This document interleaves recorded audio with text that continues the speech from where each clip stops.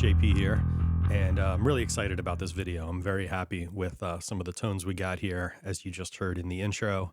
The bass sounds on the Black Album have always been a benchmark for me. I always kind of thought they were the perfect complement to Hetfield's traditional rhythm guitar sound and Lars's drums. And the way Jason plays in this song in particular, it's almost like a percussion instrument, the way he picks. And I'm sure if you're watching my videos, then you've seen a year and a half in the life of Metallica. You know how they had to bring out the 10 inches of foam to hold Jason back, right? But, it was to cut down on that pick sound in the control room, because it really is like a percussive instrument on this. It's going right along with the drums. And I reached out to a buddy of mine to actually play this. That's not me on the track here. It's my buddy John Crum. And if you've been following my videos, we did a 12-string bass video on the Dave Jordan 12-string technique. John owns a Hamer 12, so he played the bass in that video that we used as an example. And I reached out to him again because he owns a Spectre 4-string.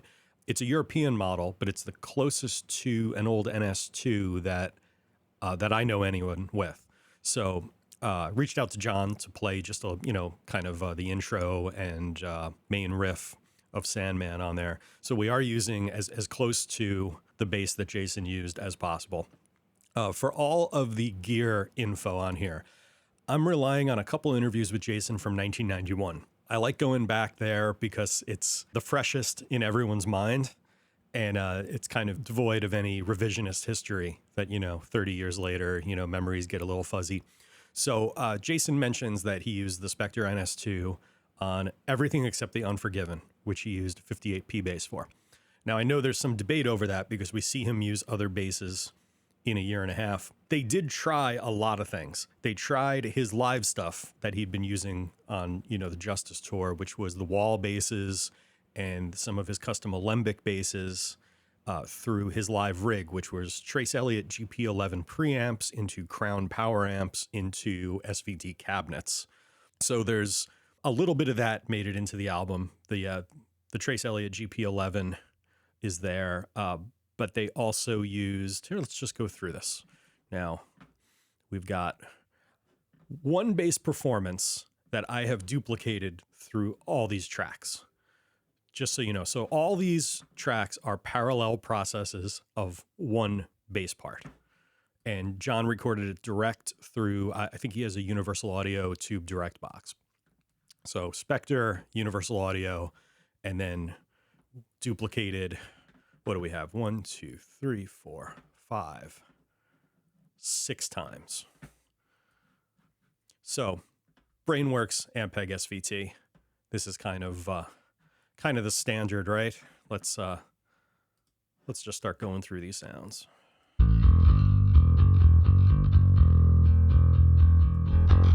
That's the direct sound by itself. So that's just John's Spectre. And the Ampeg was described as being the meat of the sound. I've got a lot of mid-range boosted. If I were playing through this Ampeg live, I'd probably have ultra low on, but there's just no need for it here. If you want to hear what that sounds like.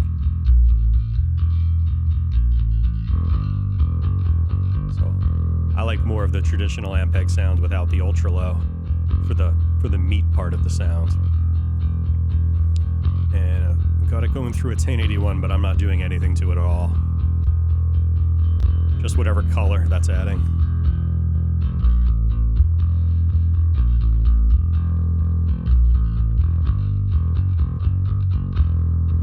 Then talk about the GP11.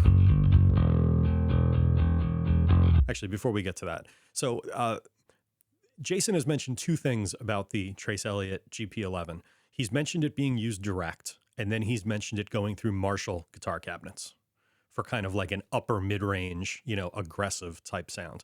So I'm using it both ways, and I think it probably was used both ways, and it is very much the aggressive part of this sound. Amplitude is the only version of it that I'm aware of. So I'm demoing it here, and I'm probably going to buy it because I really do like it. It's actually the BH250 model, which is based on the Trace Elliot AH250, which was the GP11 preamp with a power amp section in the same unit. Jason had the standalone GP11 preamps in his rig. Same exact thing. So this is it going through a Marshall 4x12.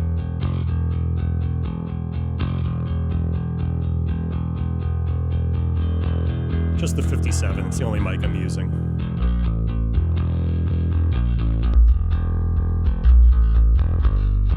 And I'm pushing the input gain quite a bit. So I'm boosting a little bit of 660 and 1.3. From what I could make out of Jason's rig in the background of a year and a half, it looks like he's boosting in this area, and it sounds right as well. Actually the same frequency range that Hetfield cuts on his guitars, so they fit together really well that way. Without the graphic,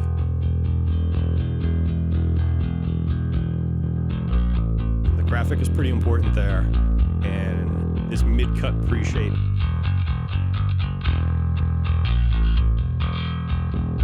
I thought it sounded better without it, but... And I am just filtering out some top with the Neve on this one.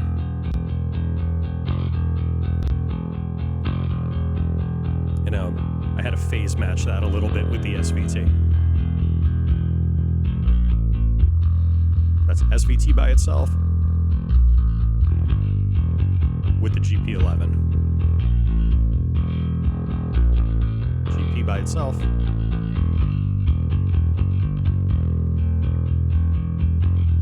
Now, another aspect of the tone that I wanted to nail was the SWR. They used an SWR, I believe it was an SM400 head. I really wanted to use one of them, so I tried Helix Native demo of it, because it's listed on the website as being an option, but it's actually not. It's an add-on that you have to pay for, and I couldn't find a way to demo it. Maybe because I'm using the trial version of Helix, I don't know. But what I did end up trying was the Cali 400, which is the Mesa 400 plus bass amp. And, sorry, I muted that. Here we go. I've always been a big fan of this amp, and I think it complements SVTs really nicely in a pairing.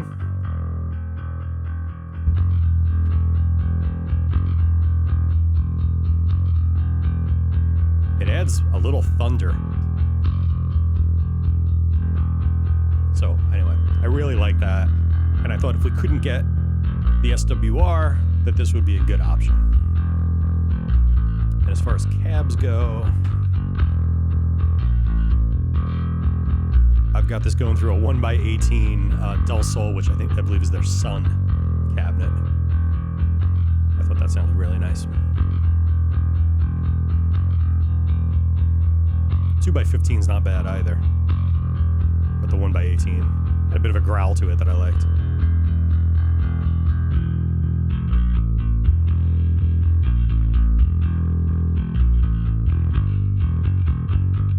So these three amp signals are going into an amp group, and that amp group is being compressed by my new favorite compressor. So we'll talk about this for a second. This is the AMEC mastering compressor, which is based on the GML 8900 compressor, which in the load notes, there's mention of Randy using this on the bass amp bus. Basically, all the bass amps mixed together, and then they're all going through this. So we do have his settings from the load sessions, and I am using them on here. But man, this compressor, it's a little tricky to wrap your head around. It's basically like three compressors in one. Between the timing, the peak, and the fast controls. Now, the GML 8900 manual explains this better than I ever can, and I'm still learning it myself. But the idea is that you get a slow RMS compressor. That's the green line down here. That's doing most of the work. The yellow is the fast RMS compressor, and then the red is peak levels.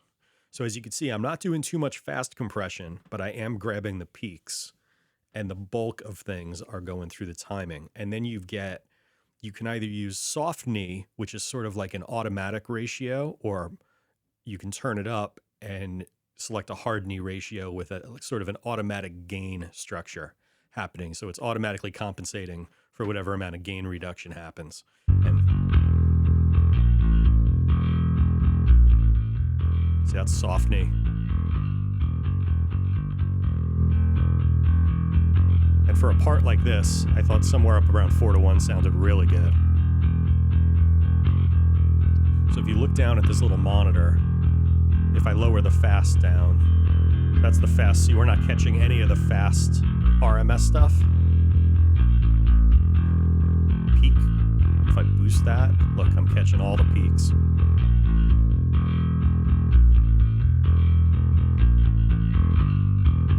The timing is sort of like, my understanding is you get sort of a general range of the slow RMS attack and the release hysteresis down here. And you can turn that off and kind of do like an auto release.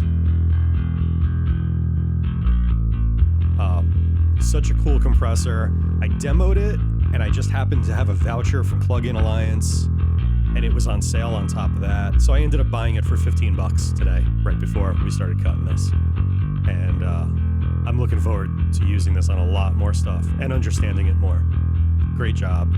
There's someone else mentioned there's a free plugin called the Koletnikov. I think I'm pronouncing it right. And I did try that as well. I thought the AMEC mastering compressor was a little better and a little easier to use, especially using the GML 8900 manual. It was a little easier to apply that to the AMEC compressor than it was on the Koletnikov. The Koletnikov still sounded really nice, though, and it's free. So by all means, go check that one out. But yeah, I thought this one was a little more useful to me. And, you know, I got to say, some people recommended this to me after I mentioned the GML 8900 in the last one of the last videos I did. And I was only a little skeptical because I've tried the AMEC 200 EQ, which is based on the GML 8200, and I wasn't thrilled with it. It was okay. I thought it was actually a little harsh in the top. I was trying to use it on that Black Album clean guitar video, and I was a little disappointed in it. So this was the opposite. This blew me away from the start. So very, very happy. And I've got another instance of it on the overall group. So I've got it on the amp subgroup right here. And then we're combining the 3 amp sounds with a couple DI sounds. Let's play with that. So we talked about using the GP11 direct, and that's what I've got going on here. It's the same settings. I've just got the cabinet bypassed. That's the Marshall cabinet. So I've got it bypassed. I'm using the Neve. I had to flip the phase to get it to match the other DI track, which we'll get to in a second. And I'm filtering out some of the extreme bottom and top. And then for compression, I actually really liked a little bit of the SSL channel compressor from the E channel.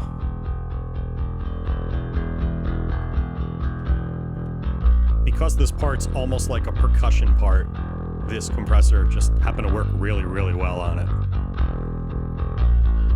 Oh, I did try the Arturia 165, the DBX 165 of theirs. Kind of annoying because the demo only gives you 20 minutes.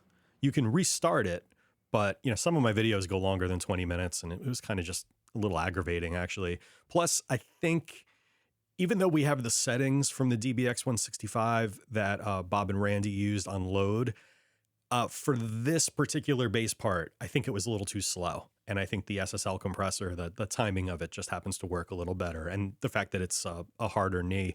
In fact, I think the SSL channel modules use the same DBX VCA chip as a lot of the DBX compressors. So there's a similarity there for sure. And I just think that the SSL channel compressors reacted a little better to this more aggressive part. Maybe that 165 setting was for maybe a slower bass line, or, you know, maybe something that was a little more gentle than this.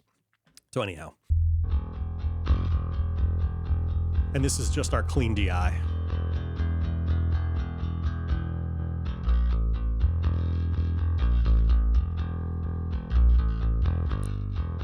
Again, little top and bottom from the Neve. A little bit of compression from the SSL. A little less than the GP11 track. And a little bit of Actually, am I even doing anything with it here? Not really. I've got the little lab sitting on it. I guess I was playing with that.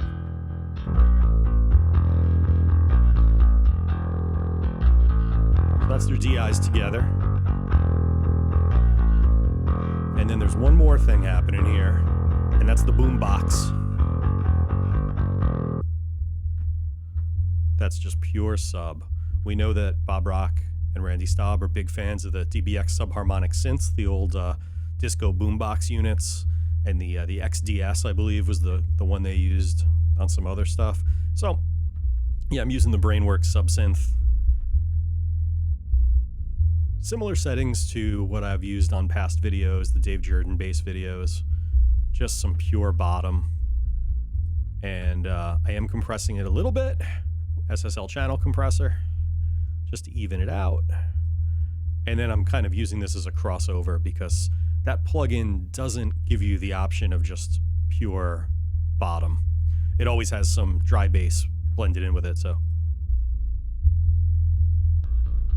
that's what it sounds like without the crossover. So I wanted that gone. Just pure bottom.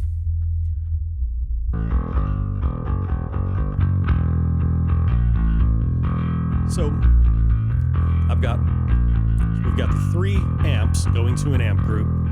Then we've got that, the DIs, and the boombox going to a bass master. I'm doing a little more compression with another instance of the AMEC mastering compressor. And on this one, I'm really only doing slow and peak compression. I'm not doing any fast compression at all, and a lower ratio.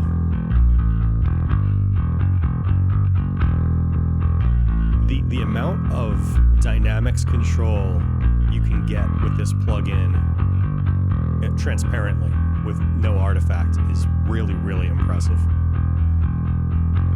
So now I've got the bass and the drums, the original drum stem, going to a master fader with the SSL compressor on it, just like Bob and Randy used in the mix. The drums and bass went to their own.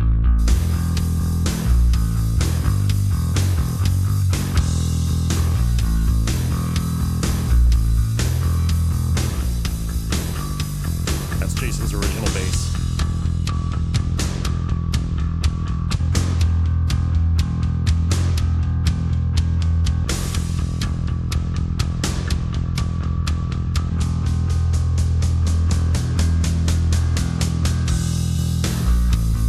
Aside from that insanely consistent, aggressive attack that Jason has, I'd say we got really close in terms of just the actual tone of the bass. I think, John played it with a pick more like any of us would play it with a pick, whereas Jason has a really unique attack. Again, that required 10 inches of foam to hold him back in the control room. But I'm really happy with the blend of amps we got on here, and I think that Trace Elliot GP11, along with maybe the AMEC compressor, it really kind of cracks the code. The combination of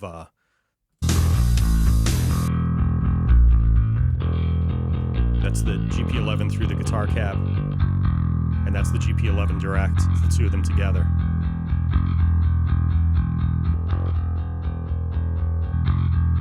That just, to me, the two of them together just sound fantastic. Like, I think a lot of people would just be happy with that as their bass sound. I know I would.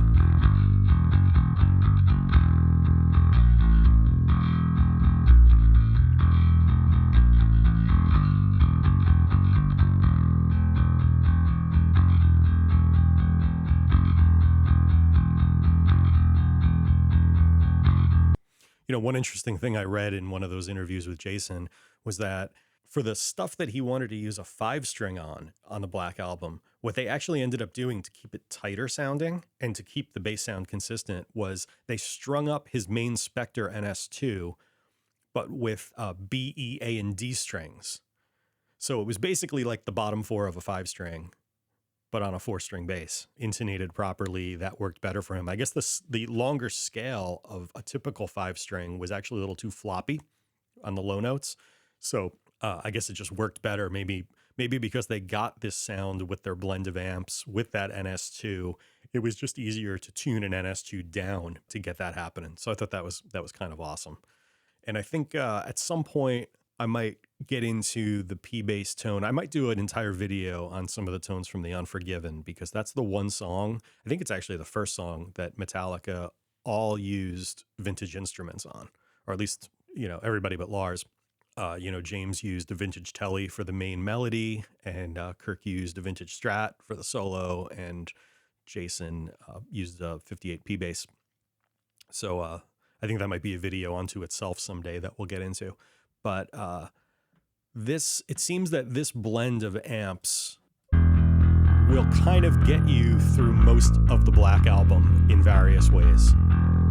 Jason mentioned using some of them. I think this one has a little more DI than some others.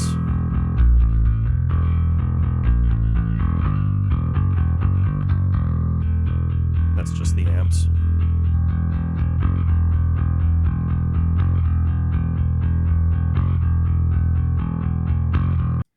So yeah, anyway, this was a lot of fun, as always. It would have been nice if we could get that Arturia 165 to work, but we might have to just reassess that at a later time, because I thought it did sound nice. It just didn't really work for this particular sound, so maybe they didn't use it on this one. Maybe they did use it as a cell channel compressor. Who knows? That sounded best to me.